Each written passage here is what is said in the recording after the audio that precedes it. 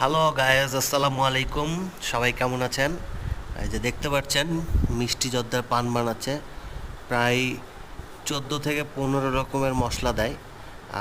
এটা হচ্ছে, আমরা গেছিলাম ঈদের পরের দিন বাঘা মেলায়। তো ঐতিহাসিক বাঘা মেলাটা হয় রমজান মাসের শেষে, ঈদের দ্বিতীয় দিন থেকেই শুরু হয় 1 মাস যাবৎ।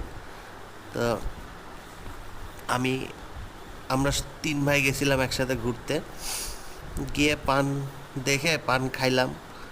তা আসলেই আগুন পানগুলো আসলে আগুন পান, আগুন ধরায় দিচ্ছে। তবে অতটা গরম লাগে না মুখের মধ্যে নিলে। তো খুব মজা, খুব মজাও ছিল পান। আর দ্বিতীয়ত, বাঘামেলায় এর আগে কখনো যাওয়া হয়নি, যেহেতু ফার্স্ট টাইম। খুব মজা পাইছিলাম ঘুরে।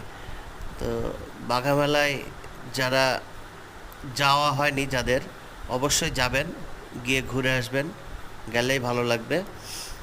আবার সামনে কয়েকদিন পরে বাঘামেলা শুরু হবে। এটা বাঘার ঐতিহ্যবাহী মেলা। প্রায় 90 দশক থেকে এই মেলা চালু হয়ে আসছে, হয়তো বা এর আগেও হতে পারে, সঠিক জানা নেই।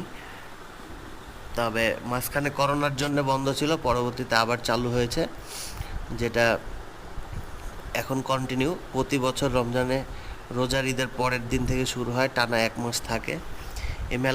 এ মেলায় অনেক কিছুই পাওয়া যায়। ঘুরতে, কেনাকাটা করতে অনেকে আসে, বাচ্চা নিয়ে আসে যারা খেলাধুলা করে। এখানে অনেক রকম দোলনা, হাবি জাবি খেলনা আছে। বাঘায় আপনারা জানেন কি না, যে হচ্ছে একটা বড় দিঘি আছে, সেই দিঘির পাশে এই মেলাটা বসে। এখন পানের মধ্যে আগুন ধরা দিচ্ছে, ওই যে আগুন ধরে গেছে। তো আমি পানটা খাচ্ছি আর কি। ভিডিওটা ভালো লাগলে অবশ্যই লাইক, কমেন্ট, শেয়ার ও ফলো দিয়ে পাশে থাকবেন। ধন্যবাদ সবাইকে। আসসালামু আলাইকুম।